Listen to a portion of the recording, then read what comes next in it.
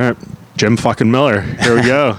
UFC 300. We've been talking about this forever, man. To be here on Fight Week, just what does it feel like? It's some of it's just a regular Fight Week so far, but it's another big card, right? I've since the Apex and COVID and all that stuff, I've only fought outside the Apex once, so it's awesome to be on another big card. So yeah, like having a bunch of fans in town and looking over at the T-Mobile and being like, okay, we're going to be in the, in a big arena, a big crowd. This sport was made to be done in front of, thousands of fans, and there's just a different energy as a fighter that I feel. There's positives to fighting, here, small place, in and out, but I do really miss the big crowds. So it's awesome to have another one of these.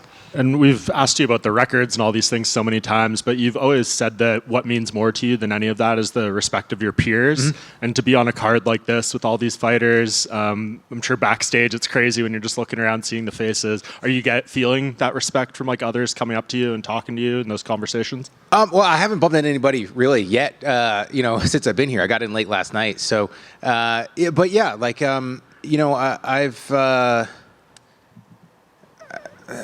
honestly, I feel like I've received nothing but respect from my peers, and that means a lot to me, because I come in here into Fight Week, I step into the octagon, trying to carry myself to a set of standards that I feel we all deserve, so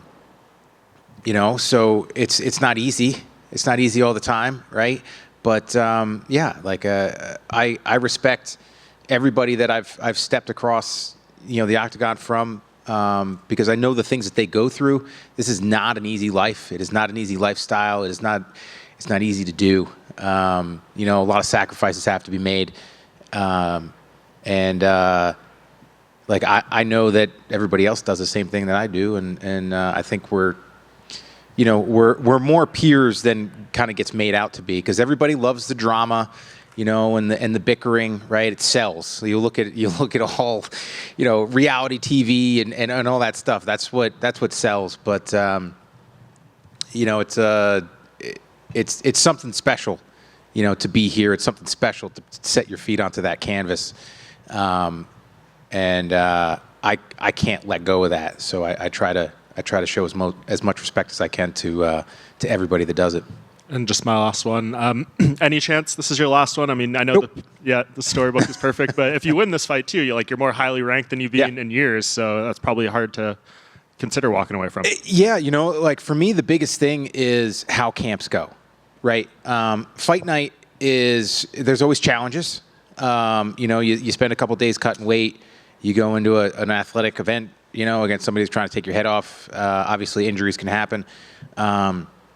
But for me, the thing that's going to force me out, if it does, hopefully it doesn't, and I can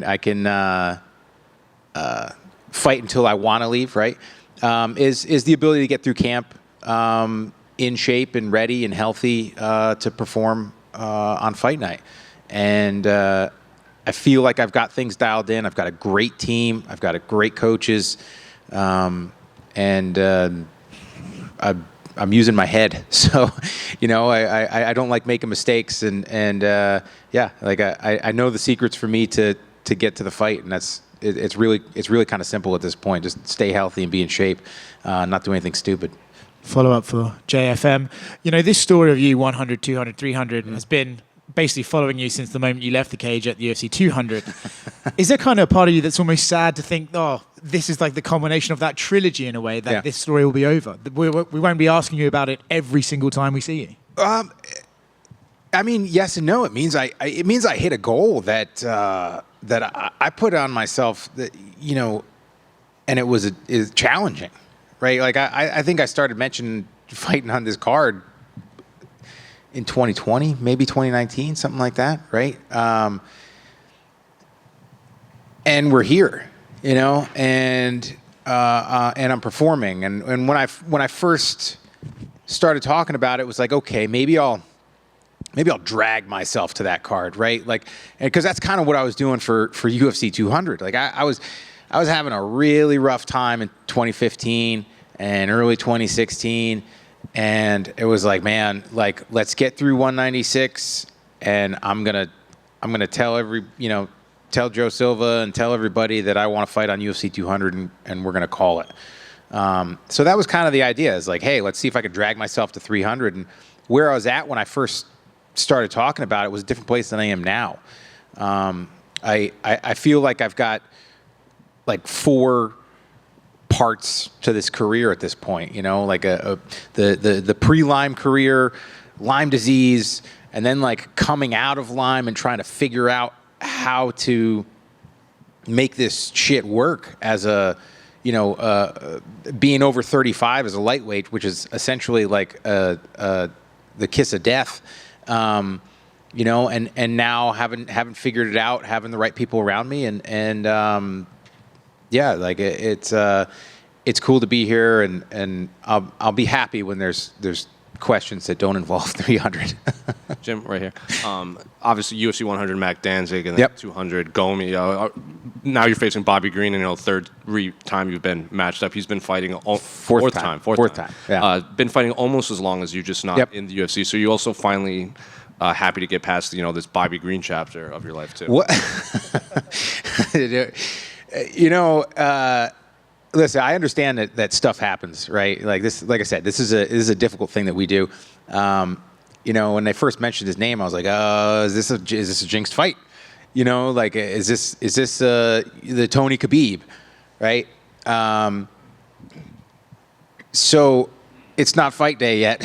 So, unfortunately, we've had to deal with that in the past. But, like, listen, he's an awesome fighter. I've been watching him for years. I've had the opportunity to train for him 3 times prior to this. So yeah, it's like it's a guy that's been around for a while, a guy that I got a ton of respect for, and yeah, like I'm excited to finally get to fight him. So given that you've had multiple training camps for him specifically, has he evolved much, or is he pretty much like the same fighter from that first booking that you had? I think he's definitely evolved. I think he's like 37 or something like that too. And age sucks. Getting old in this game is not easy, especially like as a lightweight, right? Being a 40-year-old lightweight is like being a 50-year-old heavyweight. So he's changed. I've changed as well, and honestly, the way that I approach this stuff now is I focus even less on my opponent. He does have an interesting style of boxing, great head movement, but he's still a man. He's still a fighter. If I hit him hard enough, he's going to go down. If I wrap my arms around his neck, he's going to go unconscious. So it's definitely a different fight than it could have been 10 years ago. We're both different fighters, and I know that I can't be the guy that I was 10 years ago. I've moved on from that. So yeah, like it's a fun fight. It really is. I'm excited for it. Jim, I see you repping the UFC 100 jacket. Absolutely. Up there. I'm sure you don't get a chance to bring that stuff out, but I imagine your collection of memorabilia has got to be pretty special. But is that the kind of thing that you would never, ever part with? I don't know. This is the first time I've ever worn it. Like I pulled it out of the closet, and had to. There's still a little dog hair on it. But yeah, like it's been sitting in the closet for 15 years, and I was like, you know what? This is the week to bring it out. And I'm sweating underneath this thing because it's hot as hell. Yeah, and funny enough, the fighters are getting a UFC 300 jacket. But nobody else on the card has got this puppy, Like, it's got my name in it, too. Like, and it still fits wonderfully. Oh, it's an XL. It's huge. I'm swimming in it. I don't know why they gave me an extra large. Jim, down here to your right. I know you said that retirement is not something that's on your mind, but given the historical nature of this event and how long you've been competing for, if you can, if you can think about it, what has been the highlight of your career? That's a really tough one. I don't know. I don't know if there's one moment to really hang it on. You know, it's there have been those fights, those performances where it's like, yeah, you know, like obviously that first Joe Lozon fight was an amazing fight to be a part of, right? That's like, if I close my eyes, I can still hear the crowd in between rounds. Especially it's in between rounds because I get such bad like tunnel vision that like I don't really hear anything while we're fighting. And then, you know, some of the performances and they were awesome, and sharing, you know, being able to share events with getting my kids to come to a fight, which was not easy, you know, since I have 4. And I didn't want to bring the older ones before, you know, I brought the younger, especially at that time in my career where I didn't know how long I was going to be able to fight. So I wanted to make sure that if they all got to go to a fight, you know, like they all had to go together. Yeah, I don't know. Honestly, I think it might be better. It might be better that way, that, you know, like I've had a lot of really cool moments. You know, and yeah, over the years it's tough to pick. So we'll go with that. Hey, Jim, right here. Yep. Jim, if in a few years the UFC were to call and say, "Hey, what role would you like at a UFC 400 if you're not fighting?" Have you thought about what you would want? Not yet. No. Yeah. You know, like I'm still sitting in the fun seat, you know, getting to do the cool stuff. So, yeah, we'll see. We'll see about that. I don't know. Maybe Rink Car Girl. Let's go. Thank you.